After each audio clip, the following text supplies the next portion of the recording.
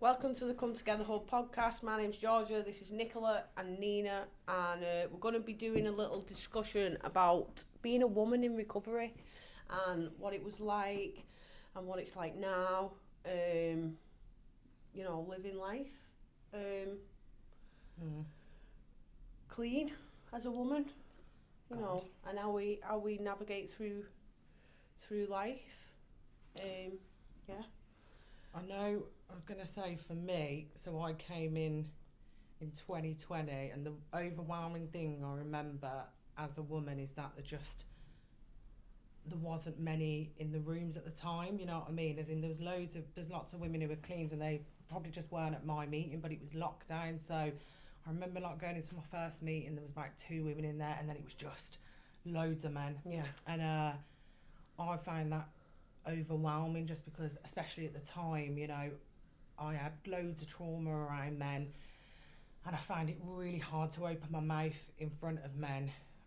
And I think it did me good, if I'm honest. It's exactly what I personally needed at the time, but I was craving that kind of loving support off women.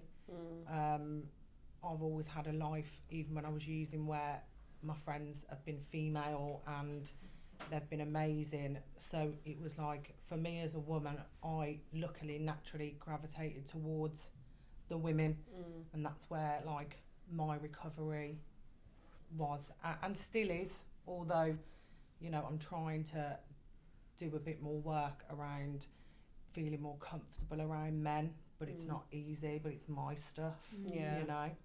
What about you guys? Yeah, 100%. I can relate to that. I think there was only one other woman in the meeting when I started, and she was 20 years older than me. So it was difficult to kind of relate. Do you know what I mean? Yeah. Until kind of you sort of like you hear the stories and stuff like that. I mean, you can identify with anyone in the meeting, can't you, man or a woman? Yeah. But there was definitely that barrier.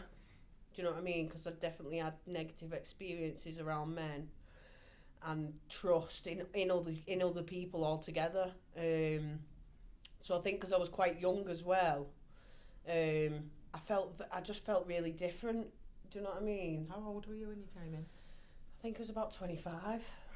Yeah. Yeah. I was about 25 when I first went to my first meeting, and everyone was a lot older and had a lot more experience, and it kind of was like, oh well, I don't belong here. Do you know what I mean? Yeah. I think we're really, really better off now. I think it's like there's a lot more younger people in the meetings, 100%.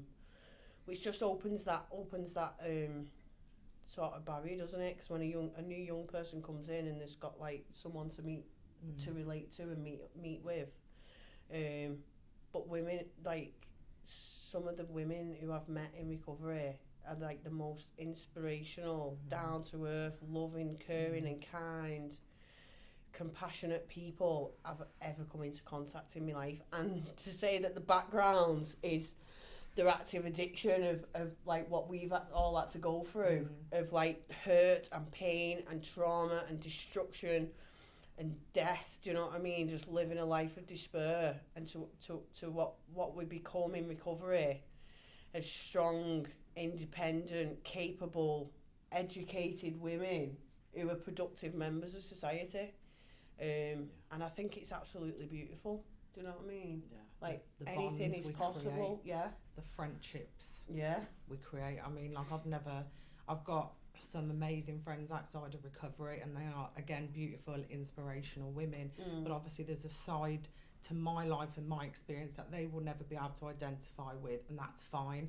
But finding women who I can identify with, I mean, these women are invaluable to me. Like, I've got some good male friends in recovery, but I would say it's the women who stepped up when I needed something. They was there for me.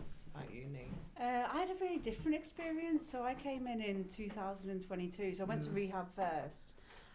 And that was a 50-50 split. So, but I was in the women's house, so I immediately had women to connect with. And then in like the communal areas, there was men. And then I came to St Helens, and it was very similar. It was a 50-50 Yeah. split when I come to meetings. Yeah. So you were both in meetings. We And had quite a lot. We had like a women's meeting, didn't we? if I think from the top of my head, I think there was about, in my first meeting, and I do remember it, there was about 6 or 7 women in that meeting, and I can remember them all coming over to me, and I remember feeling, you know, wow, it's women, and it wasn't what I imagined, because what I imagined is what I'd seen on TV, whether it's Coronation Street, and it was just a load of old men sitting in the room. But when I speak to my husband, he tells me that's what it was like before, and how lucky I am that when I came into the rooms, that it was the way that it was, because it wasn't like that before, which is what you two have just said. So when I came in, it was 50-50 women, and you know, I have good relationships with women and good relationships with men.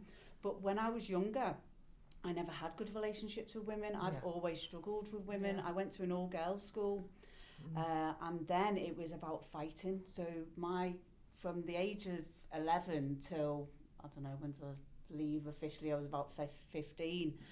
It was all about fighting women. It was about fighting over men, over things. It was competition.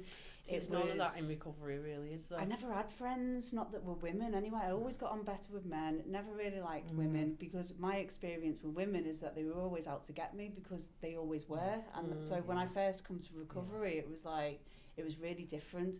But I really wanted to be part of it. I felt love. I didn't feel like anyone wanted anything from me.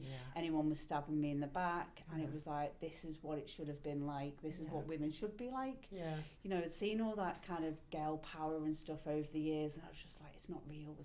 I don't believe it. And you know, I spent 10 years with a football. I call them a football group, but you know, it was all lads, and I fitted in quite well with them because I trusted them. There was very few women, and I always felt like they had my back. So yeah, my experience. There's no like bitchiness with men sometimes, is there? There wasn't any of that competition or anything like that, and they all looked out for me, and I felt that. Somebody said, I've heard people say before, and I think, wow, this is so true, is that women can often be like cautious of other women coming into recoveries because they know they can see through you. Like other women can see the truth. Like you can almost like, you know, put a mask over with men. Somebody said, you know, and kind of a smoke screen, but a woman will see straight through another woman, like what's really going on.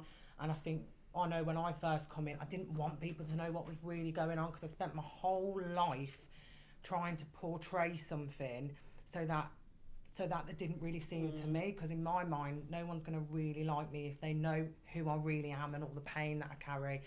But there was something dead freeing about these women calling me out, and like, especially like my first experience was obviously my sponsor, you know what I mean? That being, you know, I know it doesn't work for everybody, woman for woman, man for man, there's like, you know, different things there, but certainly for me, having a woman who like would tell me the truth about myself, but in such a loving, caring and compassionate way. But yeah, I totally identify with that, with like, because I was in a relationship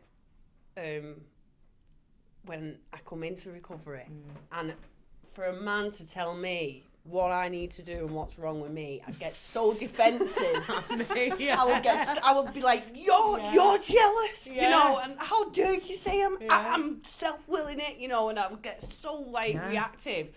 But I speak to women often, and they go, Georgia, that's you, and I'm like, yeah, you know, you're right. I'm because I can take like that. Do you know what I mean? Because like you said, that compassion and that love that they radiate. And you're like, they're saying this because they care, but like when Ryan used to say like to me like, oh, you need to do this, and I'd be like, so you need to do that, you know. I'm trying. That's a thing, you know, and I'm sure there's women out there that can identify.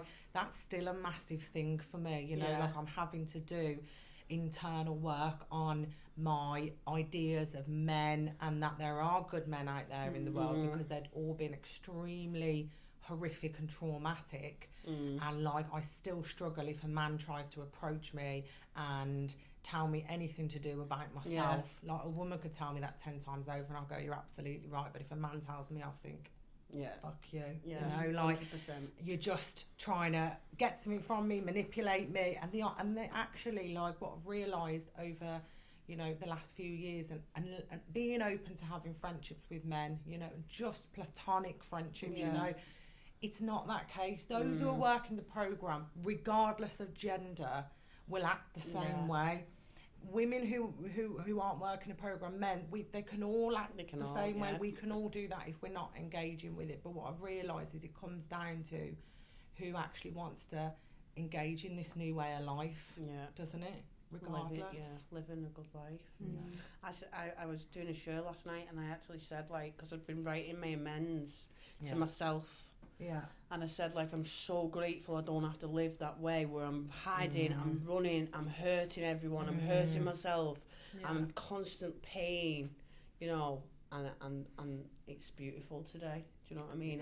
I'm free, like, I'm at peace with where I'm at with my life. And thank God for the women. Yeah, thank God Thank for the God women. for you guys, you know. Yeah. Thank God we stuck around together. Yeah, but thanks for watching. Yeah, hopefully see you again soon. Women United. Yeah. Yay.